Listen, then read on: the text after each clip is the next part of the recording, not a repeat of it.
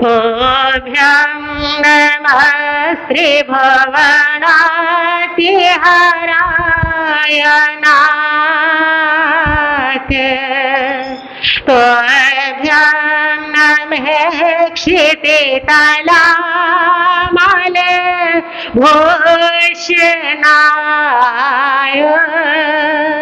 तोभ्यं नमः श्रीजगत परमेश्वराय।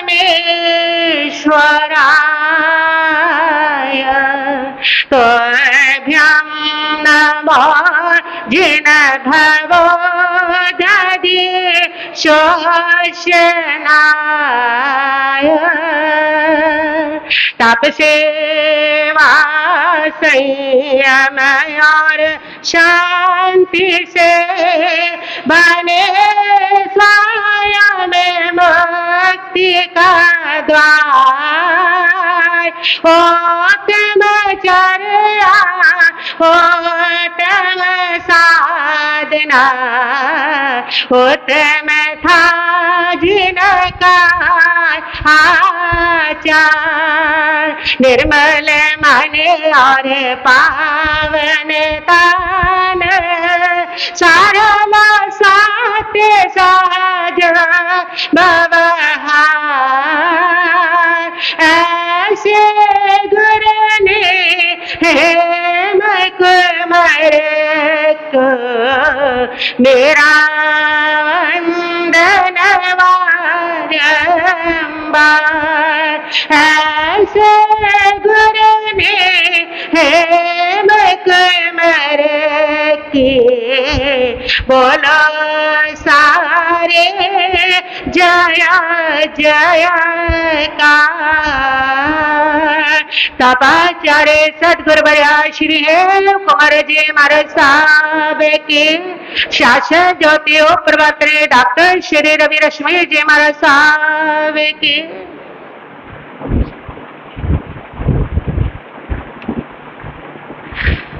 श्रवण संघीय महामंत्री पूज्य गुरुदेव श्री सौभाग्य मणि जी महाराज साहब, योग पुरुष उपाध्याय भगवान ज्ञानदाता पूज्य श्री प्रवीण जी महाराज साहब, मां जीवन धर्मात्री श्रमणी श्रावणी सदगुरुवर्या डॉक्टर श्री रवि रश्मि जी महाराज साहब के पावन चरण कमलों में वंदन नमस्कार करने के पश्चात उपस्थित भव्य आत्मा सो रहे हैं आप परिवार सप्ताह।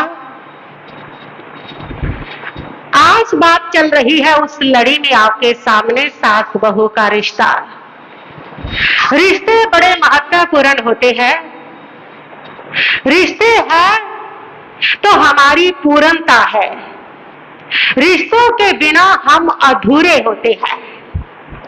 सास बहू का रिश्ता एक ऐसा महत्वपूर्ण रिश्ता है जिसके अभाव में दोनों ही अपने रिश्ते की अपूर्णता को महसूस करती है।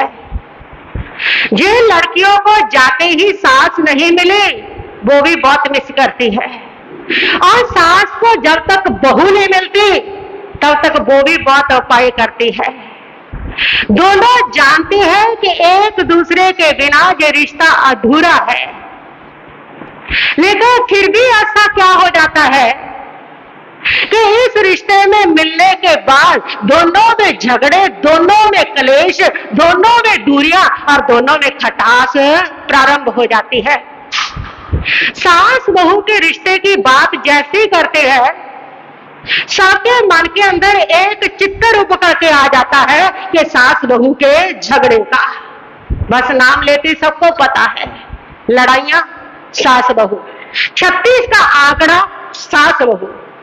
घर के ये दो मुख्य पात्र हैं, सास और बहू। इन दोनों में अगर व्यवहार अच्छा है, इन दोनों में अगर प्रेम है, इन दोनों में अगर बॉन्डिंग बैठ गई है तो सारा घर स्वर्ग बन जाता है। लेकिन ये दो जो मेन पात्र है सास बहू के, इन दोनों में जब बॉन्डिंग नहीं बैठती है, इन दोनों में जब प्रेम नहीं होता है तो पूरा घर उससे प्रभावित होता है और पूरा घर तनाव से भर जाता है। इसलिए लोग कहने लग गए हैं कि शादी के समय पति पत्नी की, लड़का लड़की की जन्म कुंडली मिलाई जाती है। तो आजकल लोग कहने लगे हैं कि सास बहू की मिला ली तो जाए तो ज्यादा क्या है, अच्छा है, क्योंकि सारा इनके ऊपर ही दारोमदार है। अगर सास बहू की कुंडली मिल गई तो बेटे की तो अपने आप ही मिल गई, लड़का लड़की तो मिल गई, क्योंकि इनके झगड़े के कारण ही ज्यादातर झगड़े पति पत्नी के बीच में आते हैं। इन दोनों के झगड़े के कारण ही ज्यादातर डिवोर्स के कारण बनते हैं। इन दोनों के झगड़े के कारण ही पूरा जो परिवार है वो प्रभावित होता है। इसलिए कह दिया जाता है कि इनकी जन्मपत्री मना ली जाए तो ज्यादा अच्छी है। लेकिन इनके अंदर झगड़े क्यों होते हैं? इसका एक कारण है दोनों का माइंड सेट। सास बहू का माइंड सेट ही इस प्रकार होता है कि एक जो लड़की है बचपन से उसके अंदर ये विचार भर दिए जाते हैं कि सास जो होती है वो बहुत भयंकर चीज होती है। माँ बार बार उसको बचपन में कहती है जब सास के पल्ले पड़ेगी ना तब सिद्धि होगी, तब पता चलेगा तुझे सास है क्या। जब सास तेरे को मिलेगी ना तब पता चलेगा तुझे माँ क्या होती है, तब याद करेगी मुझे। और फिर आपके लोक गीत है जितने भी सास बहुओं के बने उसके अंदर भी यही दर्शाया गया है कि सासू क्या है, बहुत खराब है। तो ये पहले से एक लड़की का माइंड सेट होता है कि जो सास होती है वो अच्छी नहीं होती है। सास जो होती है वो झगड़ा करती है, सास टोका टिप्पणी करेगी, सास बुरी होती है। ये एक उसका माइंड सिस्टम होता है, ये उसका एक बिलीफ सिस्टम होता है। और ऐसी नेगेटिविटी के साथ वो घर आती है। और इधर एक सास का भी भाई माइंड सेट होता है, पराई बेटी आएगी पता नहीं रोटी देगी कि नहीं देगी, पराई आएगी पता नहीं वृद्ध आश्रम भेजेगी कि घर में रखेगी, पता नहीं कैसे संस्कारों वाली आएगी, कहीं नड़ाकी हुई तो क्या करूंगी, अगर उसने मेरे को बिल्कुल इग्नोर कर दिया तो क्या करूंगी, मेरे बेटे को अगर उसने वश में कर लिया और मेरा घर के अंदर सारा साम्राज्य खत्म कर दिया तो क्या करूंगी। उसके माइंड में भी पहले से सिस्टम सेट होता है कि आने वाली लड़ाकी ना हो, ऐसी ना हो, बहू ऐसी होती है, बहुएं ऐसी होती है। तो दोनों का ये जो माइंड सेट है, ये जो लड़ाई होती है उस माइंड सेट की वजह से होती है कि पहले से दोनों का माइंड सेट है, एक दूसरे के प्रति नेगेटिविटी भरी हुई है। और उस माइंड सेट सिस्टम के कारण, सेट होने के कारण जब घर में दोनों का मेल मिलाप होता है तो वही नेगेटिविटी के कारण क्या होते हैं, झगड़े होते हैं। और दूसरा जो कारण है वो है अधिकार का, कि एक जो बहू है वो पति पर अपना अधिकार समझती है क्योंकि वो उसके लिए घर बार छोड़ के आई है, और एक जो माँ है वो बेटे पर अपना अधिकार समझती है क्योंकि उसने जन्म दिया है, पाला है, पोसा है, बड़ा किया है और उसके साथ वो अटैच है। अब वो एक ही दम से अपना अधिकार नहीं छोड़ सकती। और अधिकार ऐसी चीज है जो बांटा नहीं जाता है, और जब वो अधिकार बंटता है तो उस समय सास को पीड़ा होती है। उस समय सास को लगता है कि मेरा बेटा मेरा नहीं रहा, वो बहू का बन गया, तो सब बहू की सुनवाई होगी, और अपने बेटे को दूर वो बर्दाश्त नहीं कर पाती। जब वो बर्दाश्त नहीं कर पाती तो वो बहू के बारे में ही इस प्रकार की जो बातें हैं वो भरने लग जाती है बेटे के मन में, ताकि इनके बीच में दूरियां रहे और मेरा बेटा क्या रहे, मेरे पास रहे, मेरा बन करके रहे। और एक जो बहू है उसको भी लगता है कि जो सास है उसी की पकड़ है, सास के पीछे ही मेरा पति चलता है, जो वो कहता है वही सुनता है, और उसको लगता है कि मेरा पति मेरा है, उसको सिर्फ मुझे मेरा ही सुनना चाहिए। तो पहले से भावना लेके आती है, इस प्रकार की अपना अधिकार की भावना लेके आती है। कहते हैं कि घर आई नई बहू को एक सास ने बताया कि बहू घर के सारे कायदे कानून समझ ले, जौक है वैसे ये कि सारे कायदे कानून समझ ले। उसने कहा बताओ मां जी। उसने कहा कि समझ ले, इस घर की प्रधानमंत्री मैं हूँ, राष्ट्रपति तुम्हारे पिताजी हैं और गृह मंत्री तुम्हारे पति है, और जो तुम्हारी ननद है वो योजना मंत्री है, लेकिन तुम कौन सा डिपार्टमेंट लेना चाहोगी। अब बहू ने कहा कि मां जी मुझे कोई डिपार्टमेंट नहीं चाहिए, मैं तो विपक्ष में बैठूंगी, तुम्हारी सरकार नहीं चलने दूंगी। यही पहले से माइंड सेट है कि अधिकार सारा मुझे मिलना चाहिए, तुम्हारी सरकार नहीं चलने देनी। यही से झगड़ा है सास बहू का। सास सोचती है बहू की सरकार नहीं चलनी चाहिए और बहू सोचती है सास की सरकार नहीं चलनी चाहिए। ये अधिकारों की लड़ाई है। और अगर वो इस अधिकार को समझ ले, एक बहू समझ ले कि एक माँ ने 20 साल तक बेटे को पाला है, पोसा है, उसका अधिकार है। जैसे मैं अपनी माँ से प्यार करती हूँ, इसी प्रकार वो भी अपनी माँ से प्यार करता है। जैसे मेरी माँ मुझे प्यार करती है, उसी प्रकार उसकी माँ भी उसे प्यार करती है। उसका हक भी है, अधिकार भी है। अगर वो इस बात को एक्सेप्ट कर ले तो ये झगड़ा समाप्त हो जाए। और सास भी एक्सेप्ट करे कि जो आई है उसका भी उतना ही अधिकार है। उसके अधिकार से मुझे परेशानी नहीं होनी चाहिए, क्योंकि वो घर भर छोड़ करके आई है, अपने माता पिता छोड़ करके आई है, एक ही पर्सन के लिए वो छोड़ करके आई है, और वो है उसका अपना पति, जिसके लिए वो छोड़ करके आई है। इसलिए उसका भी हक है, उसका भी अधिकार है, और उसके अधिकार से मुझे तकलीफ नहीं होनी चाहिए, मुझे वंचित नहीं करना चाहिए। ऐसा अगर माइंड सेट होगा उन दोनों का, इस अधिकार को समझेंगे एक दूसरे के प्रति, तो झगड़े अपने आप कम हो जाएंगे। और झगड़े का कारण ये अधिकार की भावना ही है। तीसरा झगड़े का कारण है जनरेशन गैप। जनरेशन गैप बहुत ज्यादा है। वो एक पीढ़ी है, वो अगली पीढ़ी है, और 20-25 साल के अंतर में बहुत अंतर आ जाता है। व्यक्ति की सोच में अंतर आता है, व्यक्ति के दृष्टिकोण में अंतर आता है, समय के बदलाव में अंतर आता है। जिस समय सास बहू बढ़ करके आई थी, वो समय था जब जो भी घर वालों ने कह दिया आंख मूंद करके उस बात को मान लेना है। लेकिन 30 सालों में इतना अंतर आ गया है कि बच्चे पढ़ लिख गए हैं, आप वो अपने विचार दे सकते हैं, अपनी सोच दे सकते हैं, उनकी अपनी सोच है, उनकी अपनी स्वतंत्रता है। तो बहुत अंतर आया है। उस जनरेशन गैप को नहीं समझ पाते। जिस समय सास का जमाना था, उस समय मायके के घर में भी बहुत सारी कंडीशनें होती थी, बहुत सारा बच्चियां जो होती थी उनके ऊपर कंट्रोल होता था। लेकिन 30 सालों में इतना अंतर आया है कि आजकल की जो बच्चियां हैं उसका माँ बाप उनके ऊपर इतना कंट्रोल नहीं करते हैं, उनको लड़कों के बराबर समझते हैं, उनको पूरे अधिकार, पूरी स्वतंत्रता दी गई है। वो बहुत ज्यादा क्या है उनका, उस बात का अंतर है। फिर समय का अंतर है। जिस समय तुम्हारा समय था, उस समय सारे लोग ही 5 बजे उठते थे। ना मोबाइल था, ना नेट था, ना टीवी थे, ना कुछ थे, कुछ भी नहीं था। सारे लोग 5 बजे उठ जाते थे। आज समय ही ऐसा आ गया है, इतना ज्यादा बच्चों की जॉब है और है कि अब जो बच्चे 12-1 बजे सो रहे हैं, और उससे तुम उम्मीद कर रहे हो हमारी तरह से वो बहू भी 5 बजे क्या हो जाए, उठ जाए, तो झगड़े नहीं होंगे तो फिर और क्या होंगे। जनरेशन गैप है। उस बात को समझो आप कि 12-1 बजे सोने वाला कैसे उठेगा। फिर समय के हिसाब से तबीयत में भी फर्क है, शरीर में भी फर्क है। उस समय शरीर में जो ताकत थी, जो शक्ति थी, वो आजकल के बच्चों में नहीं है। वो 12-1 बजे सो के सुबह 5 बजे उठ जाएगा तो उसका शरीर साथ नहीं देगा, वो सारा दिन थका थका रहेगा। फिर झगड़ा नहीं होगा तो और क्या होगा। तो ये जो जनरेशन गैप के कारण से, बहुत सारे समय के कारण से जो अंतर है, उस अंतर को जब आप एक्सेप्ट करते हो तो झगड़े क्या होते हैं, अपने आप समाप्त होने लगते हैं। इन्हीं बातों के झगड़े हुआ करते हैं। तीसरी है तुलना करनी। ये तुलना करनी, जो एक बहू है वो अपने मायके वालों की तुलना करती रहती है। हमारे घर में तो ऐसा होता था, हमारे घर में तो वैसा होता था, हमारे माँ बाप तो ऐसे होते थे, हमारे तो खाना ऐसा बनता था, बढ़िया बनता था, ये है वो है। अपने घर की तारीफें करते रहना। और एक जो सास है वो तुलना करती रहती है अपनी बेटी के साथ।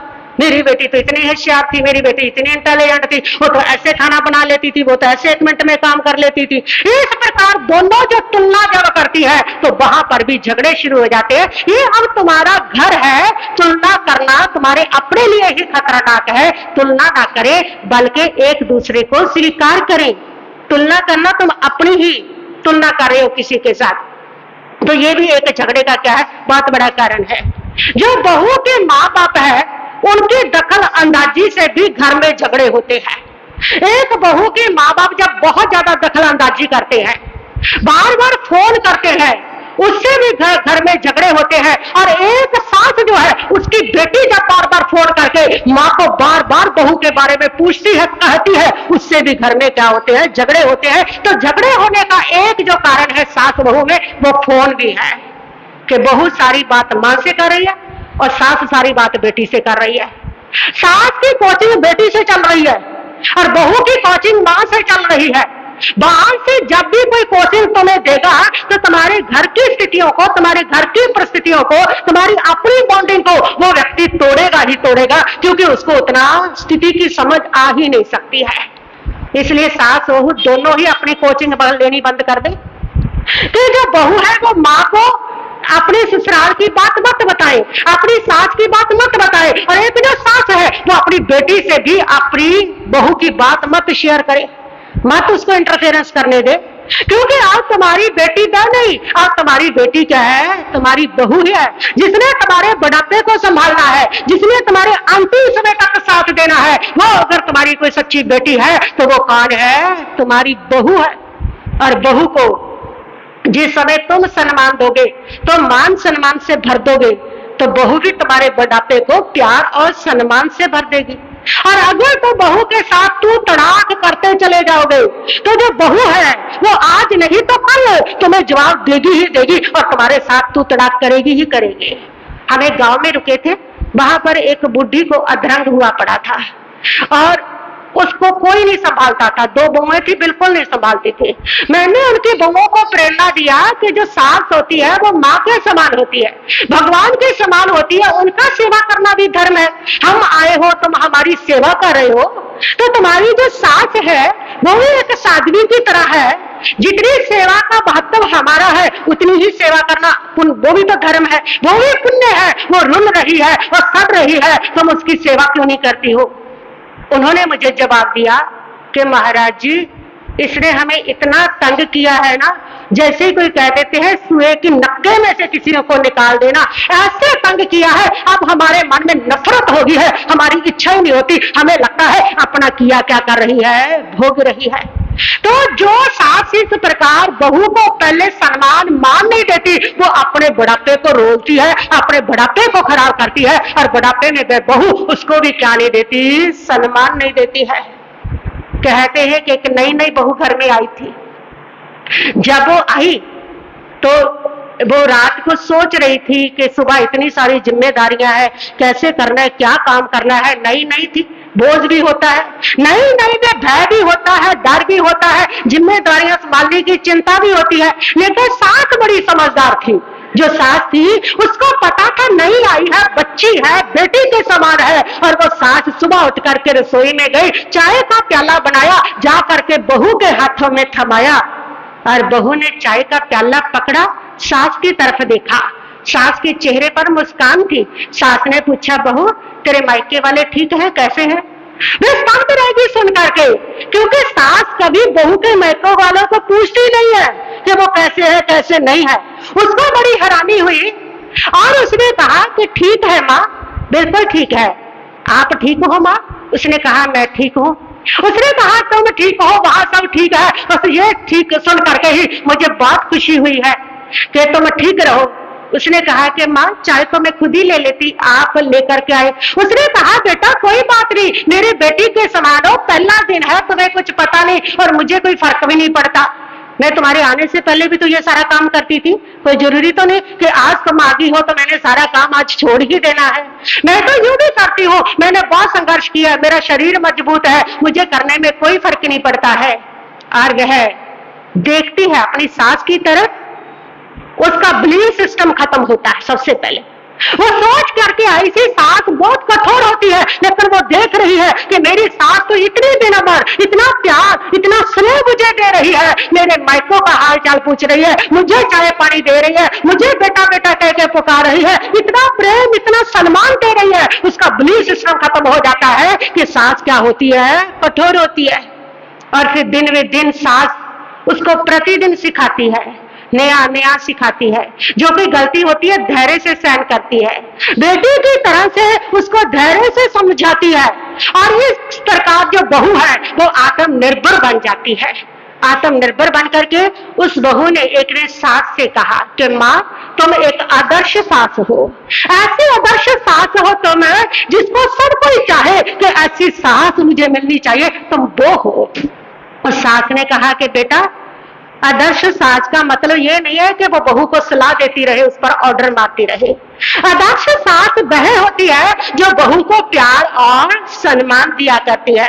तुम्हारे साथ प्रेम और सम्मान के साथ पेश आना ये मेरी पहली जिम्मेदारी है और उस जिम्मेदारी को मैं निष्ठा से निभा रही हूँ। और वह जो बहू है वो सास की मरीद बन जाती है और बुढ़ापे में सास की सेवा करके उसकी जिंदगी को खुशहाल कर देती है और उसका अपना जीवन भी खुशहाल हो जाता है।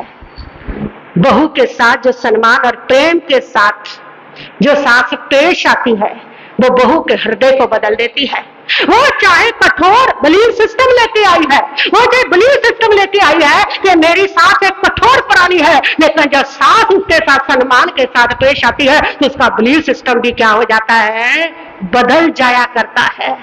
इस प्रकार मेरा माताओं से कहना है, ऐसी आदर्श सास बने, ऐसी आदर्श सास बने कि अपनी बहू को सम्मान और प्रेम देना अपना पहला धर्म और पहला कर्तव्य समझे।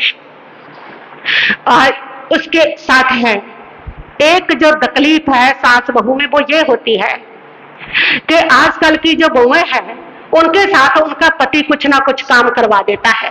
वो कह भी देती है मैं थक गई हूँ, जॉब करके आई हूँ, तकलीफ है, मेरे साथ थोड़ी हेल्प करवा दो। और आजकल के बच्चों की बॉन्डिंग भी है कि एक दूसरे के साथ हेल्प करवा देना कोई खास बात नहीं है, लेकिन ये सास को अच्छा नहीं लगता बहू मेरे बेटे से काम करवा रही है। और सास को शिकायत है मेरे बेटे से काम कराती है, बहू को शिकायत है कि मेरा पति मेरा सहयोग करता है तो मेरी सास को क्या नहीं है, बर्दाश्त नहीं है। दोनों को समझना चाहिए। सास को समझना चाहिए कि समय बदल गया, तुम्हारे वाला समय नहीं रहा है, आजकल की बॉन्डिंग बदली है, आजकल के बच्चों की अपनी सेटिंग है, वो एक दूसरे का सहयोग कर रहे हैं, वो तुम्हारा समय नहीं रहा है। बहू को समझना चाहिए। और सास बेचारी 25-30 साल पहले वाले हैं जो सोच है उसके साथ जी रही है, अब उसके बस की बात भी नहीं है। जैसा उसने देखा है, जैसा उसने किया है, जैसा उसने सोचा है वैसे ही वो क्या कर रही है, अब सोच रही है। बहू यदि इसको स्वीकार कर ले, मान ले कि ये जनरेशन गैप के कारण है, इसलिए है, तो ये झगड़े क्या हो जाए आपस में समाप्त हो सकते हैं। एक जो बहू है, सास बहू, वो आपस में एक दूसरे को सम्मान दे। याद रखना माताओं, आज तुम अगर अपनी बहू को सम्मान दोगी ना तो कल को तुम्हारी बहू तुम्हें सम्मान देगी। और आज तुम अगर अपनी बहू को अपमान करती जाओगी, अपनी बहू को नेग्लेक्ट करती जाओगी तो कल को तुम्हारी बहू भी तुम्हें नेग्लेक्ट करेगी। तुम्हें वही मिलेगा बुढ़ापे में जो तुम आज व्यवहार करोगी अपनी बहू के साथ। इसलिए देख लो कि बहू के साथ हमें व्यवहार कैसा करना है। गुरनी जी महाराज एक बात बताया करते थे कि एक बार एक घर के अंदर वो गए और उस घर के अंदर बहू और सास रहती थी। उन्होंने प्रेरणा दी उनको, बहू को, कि तुम प्रवचन में आया करो। बहू ने कहा कि हमारा सा कौन सा प्रवचन, कौन सी कथा, यहाँ तो अपनी ही कथा बनी पड़ी है। क्यों, क्या हुआ, उन्होंने पूछा। तो उस बहू ने कहा कि क्या बताओ, मेरी सास इतनी लड़ाकी है, पूछो ही मत। कभी मुझे कुछ कहती है, कभी मेरे भाइयों को कोसने लगती है, कभी मेरी सातों पीढ़ियों को रोने लगती है। सारा दिन उसकी जुबान कैंची की तरह चलती है। जब मन ही शांत नहीं तो कथा भी अच्छी नहीं लगती हमारे साथ। उन्होंने कहा वो तो ठीक है, लेकिन तुम शांति रखा करो, सब सही हो जाएगा। उसने कहा कि हमारा साहब मैं शांति रखती हूँ तभी इस घर में रह रही हूँ। 12 साल हो गए मेरी शादी को, मेरी जगह अगर कोई और होती तो एक दिन भी इस घर में नहीं रहती थी। सारी औरतों को ये वहम है और हर औरत घर में यही कहती है, मैं ही हूं जो इस घर में रह गई हूं, मैं ही हूं जो इस घर में काट गई हूं, इसकी जगह कोई और होती तो रहती नहीं थी। सारी औरतें यही कह रही है, सबको यही भ्रम है, यही वहम है। तो उसने भी यही बात कही। गुरनी जी महाराज ने कहा बहुत बहादुरी है तुम्हारी, जहां कोई नहीं रह सकता था वहां तुम रह गई हो, ये तो तुम्हारी शाबाशी है। कोई बात नहीं, तुम अपनी शांति को बढ़ाओ, सब सही हो जाएगा। वो कह के आगे वापस 20-25 साल तक उनका वहां जाना नहीं हुआ। तो उन्होंने बताया कि जब 20 साल के बाद मैं वहां पर गई तो दर्शन देने जा रही थी, मुझसे वो घर याद आया। जब वो घर याद आया तो उस घर में प्रवेश किया उन्होंने। जब प्रवेश किया तो वो सामने बहू दिखी। उसने कहा गुरनी जी महाराज ने कि पहचान लिया? उन्होंने कहा हाँ महाराज साहब, बहुत साल पहले आप आए थे, मैंने आपको पहचान लिया, काफी बड़ी होगी हो अब तो। उसने कहा महाराज साहब, उम्र का, समय का तकाजा है, गुरमीत जी महाराज ने कहा कि अब तुम्हारी सास का क्या हाल है, सुधर गई है या वैसे ही चल रहा है? उसने कहा कि हमारा सब वो तो गई ऊपर। अच्छा, इतने में एक बहू आ गई छनाछन करती हुई। उन्होंने पूछा ये कौन है? उसने कहा ये मेरी बहू है, बेटे की शादी कर ली थी, बेटा बड़ा हो गया था, घर में बहू आ गई। तो गुरमीत जी महाराज ने कहा कि अब तो तुम फ्री होगी हो, अब तो कथा सुनने से तंग करने वाली चली गई, काम करने के लिए बहू आ गई, अब तो कथा सुन ले।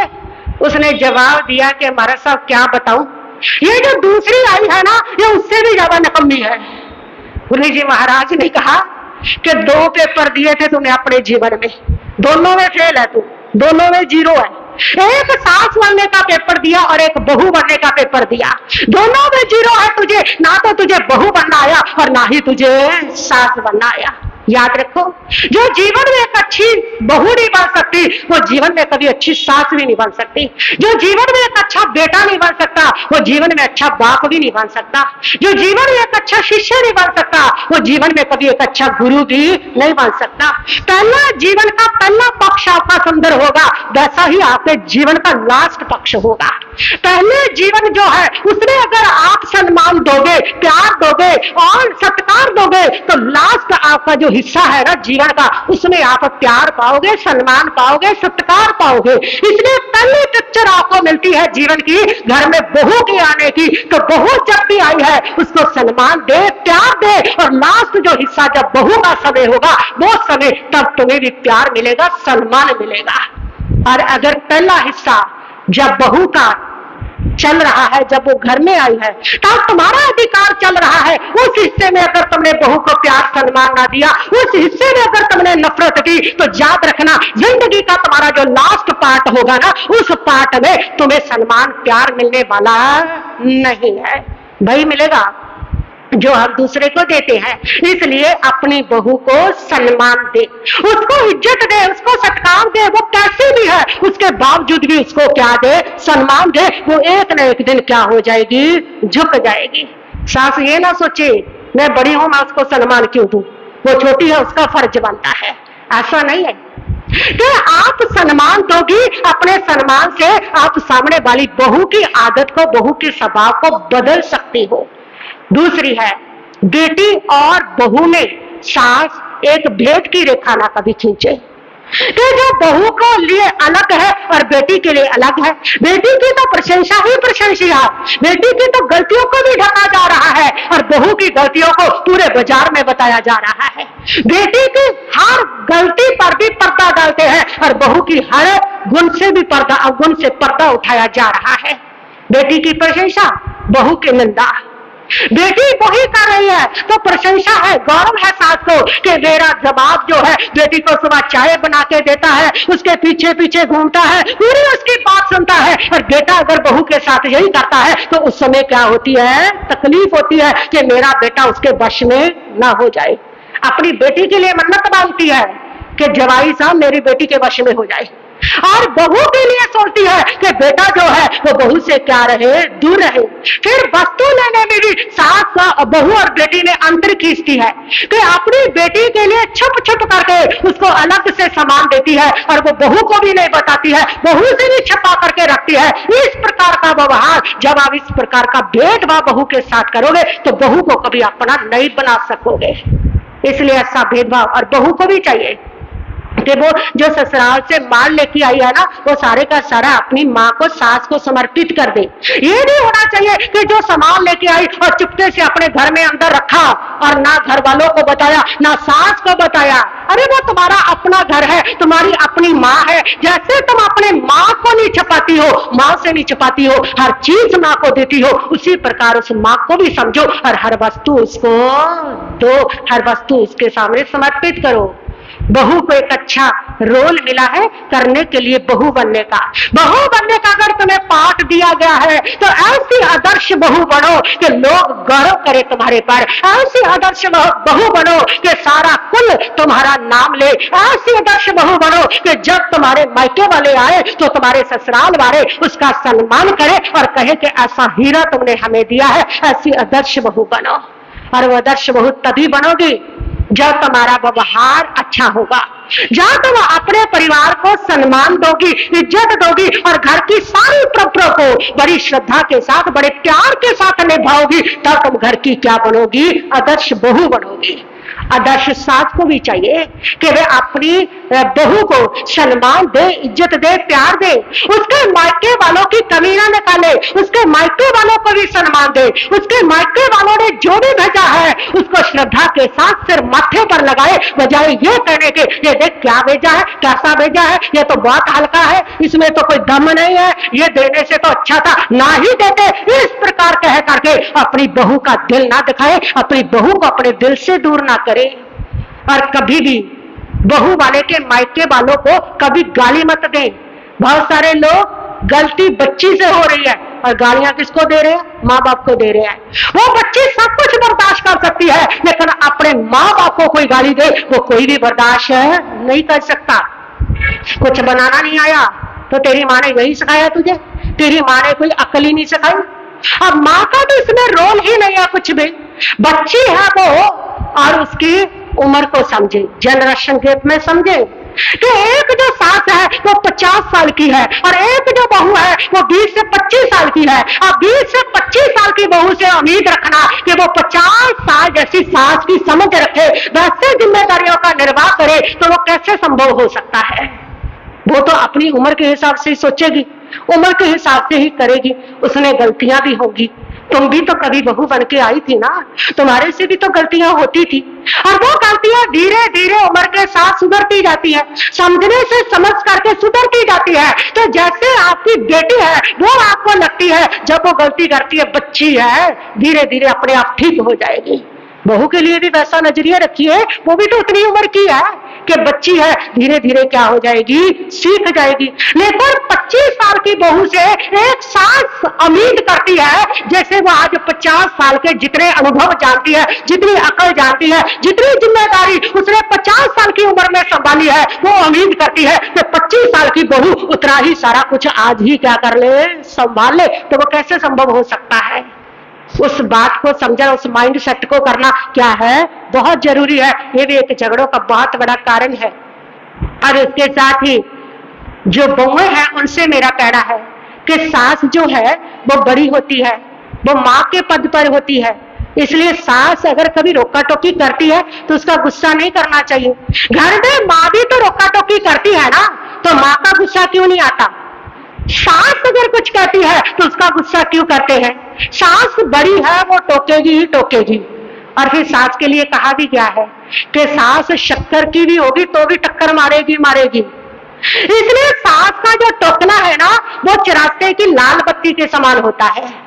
चौरास्ते की लाल बत्ती देखिए, आपने गाड़ी लेके जा रहे हो और वो लाल बत्ती आपकी गाड़ी की स्पीड को रोक देती है, वो आपकी स्पीड को ही नहीं रोकती, आपको एक्सीडेंट से भी बचाती है। ऐसे सास का रोकना टोकना होता है, वो आपका जो जीवन श्रृंखल है उसके ऊपर कंट्रोल करती है, आपकी श्रृंखल जीवन की स्पीड को ही नहीं रोकती, बल्कि बहुत सारी दुर्घटनाओं से तुम बच सको उससे भी क्या कर देती है, बचा देती है। तो सास का रोकना टोकना रास्ते की लाल बत्ती के समान होता है, खतरों से आपको जो बचाती है, आपके जीवन के पतन से बचाती है, आपके जीवन को गिरने से बचाती है, आपको बहुत सारी समझ देती है। इस प्रकार की पॉजिटिविटी अगर आप सोचो तो आप पाओगी कि सास जो है वो कोई बुरी नहीं है। और इसलिए जो बहुएं हैं, जो सासू हैं, उनको भी चाहिए कि वो अपनी जो बहू है उसको बेटी समझे, बेटी समझ करके उसके साथ वो वैसा ही व्यवहार करे। तो उसको भी अपनी बेटी समझना चाहिए बहू को, और बहुओं को भी चाहिए कि वे अपनी सास की सेवा करें, उनके पास उनको समय दे, उनके साथ बातचीत करें, मेंटली फिजिकली समय दे उनको। आप उनके साथ जब बातचीत करोगे ना, उनके सुख दुख सुनोगे, वो अपने शरीर के दुख सुनाएगी, अपने मन के दुख सुनाएगी, तो आपके साथ उनका भावनात्मक रिश्ता हो जाएगा, इतनी अच्छी बॉन्डिंग हो जाएगी कि वही सास आपको बेटी समझने लग जाएगी।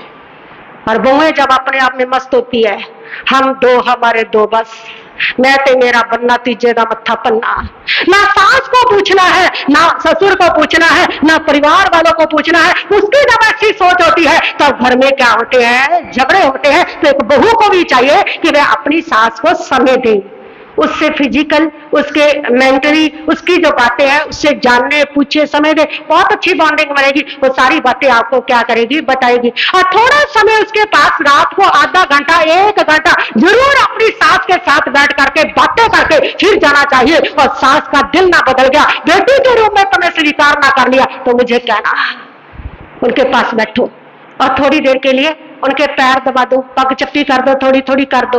और सास से भी कहना है कि बहू अगर ऐसा करे, ये औपचारिकता है। आज किसी से किसी की सेवा नहीं होती कि इतना सम्मान दे दिया, तुम्हारे पैरों को हाथ लगा के यूं जो कर दिया, बहुत है। बस 2 मिनट के बाद ही उसको कह देना कि बस बेटा बहुत है, सम्मान मिल गया, बहुत है। सेवा की इच्छा मत रखना, कहीं ये सोच के करवाते चले जाओ कि चलो दुख रही है, घंटा दबा दे मेरी। और सांस ये सोचने लग जाती है, मुश्किल से तो आई है, मुश्किल से तो किसी ने समझाया, इसको दबाने लगी है, आज सारी कसर निकाल लो, दबाती रहो घंटा 2 घंटा, कल को पता नहीं आएगी कि नहीं आएगी। और जब इतना उसके ऊपर जोर जबरदस्ती होता है तो इधर वो भी वैसी सोच रही है, ये तो मना करने का नाम ही नहीं ले रही है, आज आई सो आई, कल से तो आऊंगी नहीं, और उसने जो आना है वो भी नहीं आते। इसलिए इतना सम्मान मिल गया वो भी काफी है कि उसने आकर के तुम्हारे पैरों को हाथ लगाया, तुम्हें पैरों को दबाया, बस 2 मिनट में उसका मना कर दो कि बेटा बस तुम्हें आशीर्वाद है और बहुत अच्छा है तुम्हें, और वो तुम्हारे पास आ रही है, तुम्हें सम्मान देना है, इतना ही क्या है, काफी है। तो दोनों को, सास और बहुओं को अपने अपने उसको समझना होगा, अपने अपने कर्तव्यों को, अपने अपने फर्जों को समझना होगा। सास बहू जो है वो एक दूसरे के काम में सहयोग करे, ऐसा ना करे कि सास ये सोच ले बहू आ गए, अब मैंने 30 साल काम कर लिया, अब मेरी ड्यूटी खत्म, और सारा काम क्या करे, बहू करे, ये ना सोचे। और बहू भी ये ना सोचे कि मैं तो इनके घर को नौकरानी मिल गई हूं, सारा काम मुझे डाल दिया, मेरे सर पर डाल दिया है इन्होंने, फालतू की मुफ्त की नौकरानी हो, ये ना सोचे। एक 20-25 साल का बच्चा कभी थकता नहीं है, अगर वो सारा काम भी कर लेगा वो थकता नहीं है, सिर्फ सोच से थकता है वो। जब वो ये सोच लेता है कि सारा काम मुझे करना पड़ रहा है, मैं ही नौकरानी हूं घर की, तब वो थकता है, अन्यथा वो थकता नहीं है। और वो ये ना सोचे अगर काम करना भी पड़ गया तो प्रसन्नता के साथ कर ले, छोटी उम्र है, हो जाता है। और एक जो सास है वो ये ना सोचे सारा काम ये करे, वो कोशिश करे कि जितना भी उसके साथ सहयोग कर सकती है वो करे, जितना हाथ बटा सकती है वो बटाए, जितना काम करती रहेगी उतना ही सास को प्यार भी मिलेगा, सम्मान भी मिलेगा। और जब नहीं होगा तो वो बहू अपने आप उसको क्या कर देगी, रोक देगी। एक दूसरे का जहां तक हो सके सहयोग करो, इच्छा सहयोग की होनी चाहिए। फिजिकली नहीं भी हो रहा तो वो सबके समझ में आ जाएगा, लेकिन सहयोग की इच्छा ही नहीं करनी, सोच ही ऐसी बना लेनी कि मैं क्यों करूं, बहू आ गई तो बहू ही करे। और बहू की ये सोच हो जानी कि अपने और सास पहले भी तो करती थी अब कर ले, ये सोच होना, एक दूसरे को सहयोग ना करना, ये तुम्हारे भीतर झगड़े का माइंड सेट कर देता है, उससे तुम्हारे ग्रह क्लेश बढ़ते हैं। तो एक दूसरे के कामों की प्रशंसा करो, सास बहू के काम की प्रशंसा करे, बहू सास के काम की प्रशंसा करे, ईर्ष्या मत करो, एक दूसरे के काम की निंदा मत करो। बहू ने काम किया उसने मीन में निकालना, ये क्या है, इससे तो अच्छी मेरी बेटी बना लेती है, ये तो किसी काम का नहीं है, ऐसा बस है। सास ने कोई काम किया तो बहू नाक भोस कोड़ रही है। तो एक दूसरे के काम की क्या करो, प्रशंसा करो, एक दूसरे के कभी प्रतियोगी मत बनो। तुम सास बहू हो, माँ बेटी हो, एक दूसरे के प्रतियोगी के कई होता है। कई घरों में क्या होता है कि बहू नहीं है, उसको नए नए सूट लेने हैं, तो सास कहती है मेरे भी वैसे ही आने चाहिए, उसके साथ जैसे जैसे सास ने बेटी को संभाल दिया तो बहू भी वैसे ही मांगती है। एक दूसरे को अपना प्रतियोगी मत बनाओ, तुम्हारा एज का बहुत डिस्टेंस है, अपनी अपनी आवश्यकता है तुम्हारी। सास बहू को बेटी समझे, बहू सास को माँ समझे तो सारा झगड़ा खत्म हो जाए। कहने को तो सब कहते हैं मैं बहू को बेटी समझती हूँ और बेटी कहती है मैं सास को माँ समझती हूँ, लेकिन अगर सही में समझ ले तो कभी झगड़ा नहीं होता। लेकिन वो कहते ही कहते हैं, समझते नहीं है। जो सास है वो बहू को बहू ही समझती है और जो बहू है वो सास को सास ही समझती है। वो शब्दों में कहते हैं, लेकिन जिसने दिल से समझ लिया, एक बहू को बेटी समझ लिया और एक बहू ने सास को मां समझ लिया, उससे तुम्हारा घर स्वर्ग होगा। एक जो सास होती है जब उसने बहू को बेटी समझ लिया तो उसका व्यवहार कैसा होगा, जैसे बेटी के साथ होता है। बेटी की गलती होती है तो भी माँ कुछ नहीं कहती है, और कभी कहना भी पड़ता है तो बिल्कुल कुंभकार की तरह से होता है। जैसे कुंभकार घड़ा बनाता है ना, अंदर तो हाथ रखता है, ऊपर से थपकी लगाता है, ऊपर से डांटती भी है माँ अपनी बेटी को, लेकिन अंदर से प्रेम भी है। और डांटने के बाद अगर बेटी रोने लगी तो झट से उसको गले भी लगा लेती है, उसको पोंछ भी लेती है, पलोस भी लेती है। लेकिन बहू के साथ तो ऐसा नहीं करती। बहू को अगर डांटा है उसको तो गले नहीं लगाती, बहू को डांटा है उसको तो नहीं पलोसती। कहना आसान है, लेकिन जिस दिन बहू को बेटी बना लिया, वैसा प्रेम कर लिया, घर स्वर्ग होगा। अरे इधर बहू भी जिसे सास को माँ समझ लिया, यूं माँ कहने से कुछ नहीं, माँ कितना डांट देती है। माँ बचपन में थप्पड़ भी लगा देती थी, माँ अब भी थप्पड़ लगाने को आ जाता है तो भी माँ माँ करते हैं, तो भी गुस्सा नहीं आता है। लेकिन अगर सास जरा कर भी बात कह दे तो वो बात अपनी माँ तक भी कहनी है, दिल में भी रखनी है, पति को भी कहनी है, उस बात को छोड़ना ही नहीं है। तो जैसा माँ से प्यार करते वैसा प्यार अगर बहू सास से कर ले। माँ भी तो डांटती थी, माँ भी थप्पड़ लगा देती है, सास तो थप्पड़ लगाती नहीं, सिर पर कहती है बेचारी, वो तो लगाती नहीं। लेकिन वैसा अगर समझ ले तो घर क्या बन जाएगा, स्वर्ग बन जाएगा। तो सास बहू के ये रिश्ते सुहावने भी है, सास बहू के ये रिश्ते डरावने भी है। ये आपके जीने के ऊपर डिपेंड है। जिनको सास बहू का रिश्ता जीना आ गया उसके लिए ये सुहावना है, और जिनको जीना नहीं आया उसके लिए ये क्या है, डरावना है। ये दोनों ही है। सास बहू के रिश्ते प्यारे भी हैं और सास बहू के रिश्ते क्रूप भी हैं, लेकिन ये आपके जीने के ऊपर डिपेंड है। तो कैसा हम जिए, कैसी बाउंडिंग रखें, अपना माइंड सेट करें कि हमको इस प्रकार एक बहू को बेटी के हिसाब से रखना है, और सच्चे दिल से बेटी बाद में बहू पहले, और एक बहू ये सोच ले कि माँ मेरी बाद में और ये वाली माँ मेरे लिए पहले है। बस इतना भी माइंड सेट कर लिया ना तो घर के सारे झगड़े समाप्त हो जाएंगे। सास बहू का रिश्ता बहुत सुंदर रिश्ता हो गया, और जिस समय सास बहू का रिश्ता सुंदर हो गया तो घर स्वर्ग होगा। और घर जब तुम्हारा स्वर्ग हो गया तो उस घर में से ही तुम्हें ऊपर वाला स्वर्ग मिलना है, उस घर में से तुम्हें मुक्ति मिलनी है। सास बहू के झगड़े अगर तुम्हारे चलते रहे ना तो ये झगड़े इतने कठिन हो जाएंगे कि जन्म जन्मांतर तक चलेंगे। अभी सास बहू लड़ करके अलग अलग बैठी रहती है, सास का मुंह इधर, बहू का मुंह इधर है, और सास जो है बहू अगर निकलती है वो सास की तरफ नहीं देखती, सास निकलती है तो बहू की तरफ नहीं देखती। अब ऐसा अभी तो तुम एक में ही सोच रही हो, एक जना में इधर मुंह करके क्या जा रही हो। अगर इसी प्रकार तुम्हारे झगड़े चलते रहे ना 70 जन्म तक याद रखना तुम्हें यही सास मिलेगी, यही बहू मिलेगी। अगर झगड़े समाप्त नहीं करोगे तो इसी प्रकार 70 जन्म तक चलेगी, क्योंकि ये बैरानुबंध होता है जो जन्म जन्म तक चलता है। जैसे अग्नि शर्मा रतन सेन का 9 जन्म तक चला, भगवान पारसनाथ के पीछे पड़ा रहा कमठ 10 जन्म तक पड़ा रहा।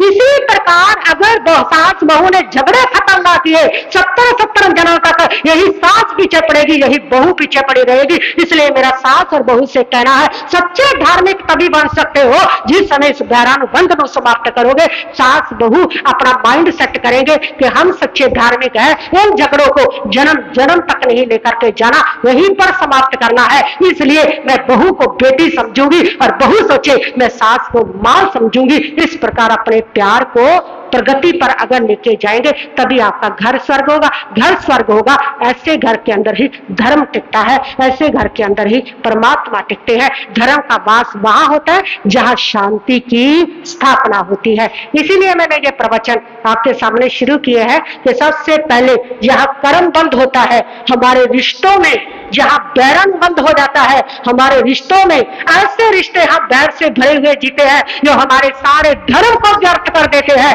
वहां से हमारा परिवार में अगर शांति का साम्राज्य हो जाए, धर्म का साम्राज्य हो जाएगा।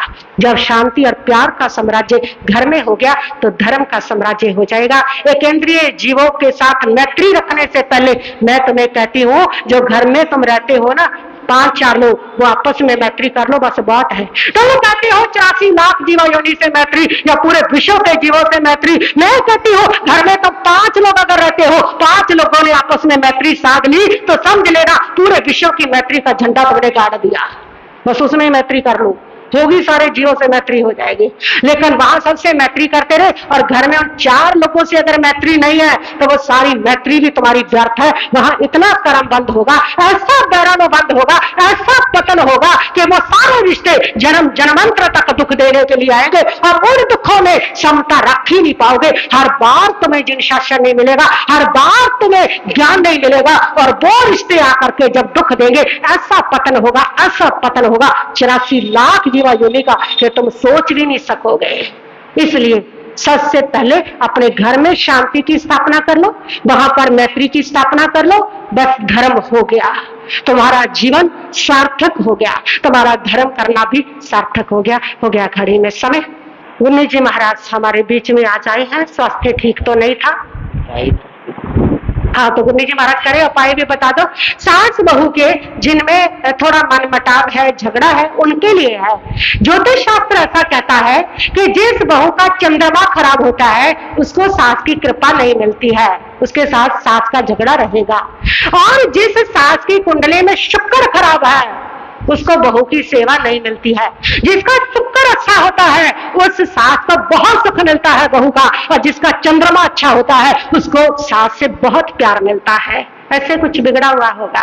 तो मेरा कहना है कि जिनका आपस में ऐसी कोई बॉन्डिंग कम है तो वह जो बहू है वो सोमवार को सफेद चीज दान करे, चंद्रमा की होती है। इससे सास की कृपा मिलेगी, सास का प्यार मिलने लगेगा। चंद्रमा का जाप करे, श्री चंद्र प्रभाय नवे, चंदा प्रभु जी 8वें तीर्थंकर का जाप करे, आपको परिवर्तन देखने को मिलेगा। वो बहू चंद्रमा का करती रहे और उसके साथ साथ जो सास है वो शुक्र का करे और उसके साथ साथ शनि का करे, मंगल का करे। मंगल शनि और शुक्रवार को वह मंगल शनि को गुड़ लेकर के सास बहू दोनों हाथ लगा करके गाय को डालना शुरू कर दे। दोनों हाथ लगा के, दोनों में प्रेम की वृद्धि होने लगेगी, दोनों में जो प्रेम भाव है वो बढ़ने लगेगा। तो इस प्रकार आप ये उपाय करके भी अपने मन को, अपने रिश्तों को सुधार सकते हैं।